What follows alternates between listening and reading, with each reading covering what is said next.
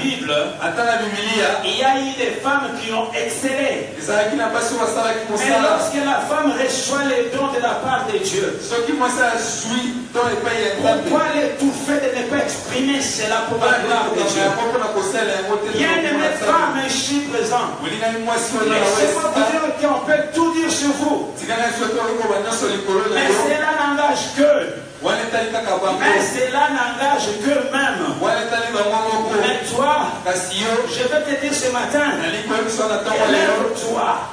lève-toi avec audace. Prends le contrôle de ce qui est à ton pouvoir.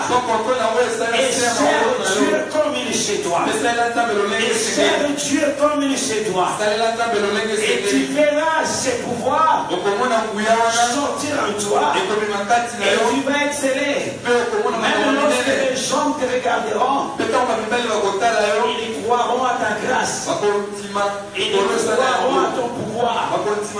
Et ils croiront à ce que tu fais. Alléluia. Tout ce que les gens peuvent dire, cela n'est pas parole d'évangile. Tant que Dieu n'a pas encore dit, avancez. Je viens encourager une femme, c'est l'évangile. Je viens te dire, lève-toi. Je viens te dire, lève-toi. Avance. Et avance encore. Alléluia. Je t'encourage. Ce matin. Et je vais déclarer sur toi en disant que tu vas accomplir une grandeur qu'on n'a jamais vue par le nom de Jésus. C'est bien cela je disais, et peu importe ce que les gens disent de toi, en tant que femme, mais toi, tu marqueras la différence. Tu seras aussi appelé la femme de distinction. Dans ce que tu feras, certains hommes seront incapables de l'accomplir. Car Jésus sera avec toi. Car Jésus sera avec toi. Voilà quelques caractéristiques de cette femme. Le premier point, nous sommes au verset 8 du chapitre 14 des 2 rois. Vous allez dans 2 rois, chapitre 14, verset 8. Voilà ce que la Bible dit au verset 8 et verset 9. La Bible dit un jour, Élisée passait par Shunem.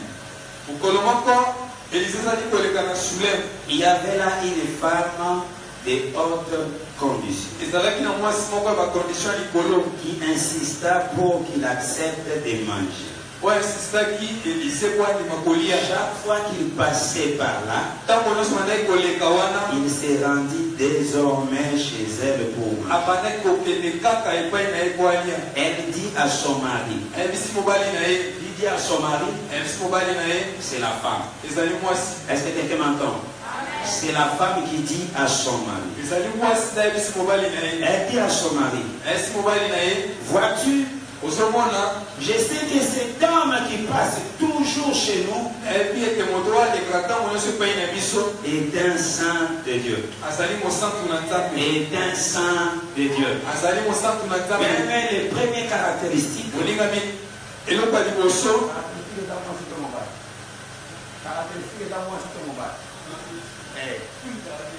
la caractéristique, caractéristique numéro 1. Voilà. Caractéristique Alléluia. Amen. C'était pour dire. Amen. Amen. Les premiers points, nous disons ceci. Que la Sunamite avait la capacité de discerner les choses. Mais le premier élément très important dans la vie d'une femme en Christ, dans la vie d'un croyant, tu dois avoir un esprit de discernement. Bien-aimé, tu dois avoir un esprit de discernement. Tant que tu ne sais pas discerner, tu seras toujours trompé par des tierces. Bien-aimé, pour prêcher, il ne va pas seulement être pasteur. C'est comme ça que même des faux se servent de la parole de Dieu.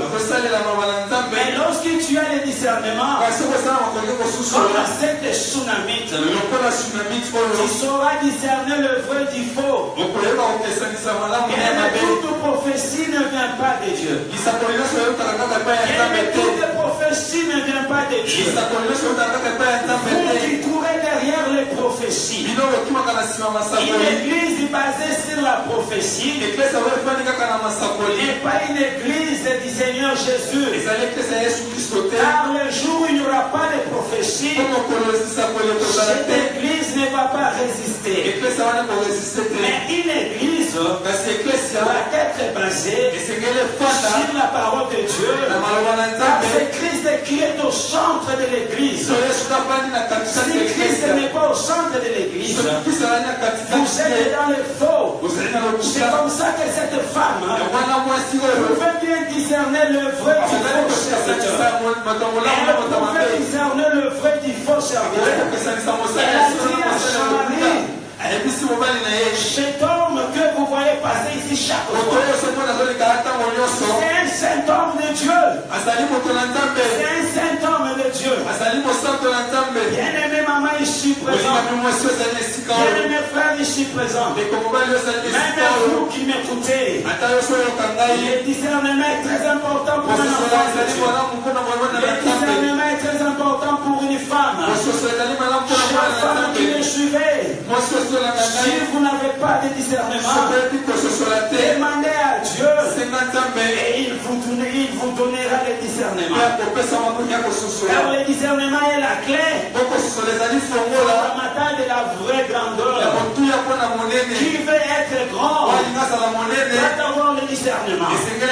Et si vous savez discerner, vous n'êtes pas loin de la grandeur. Vous voulez aller plus loin.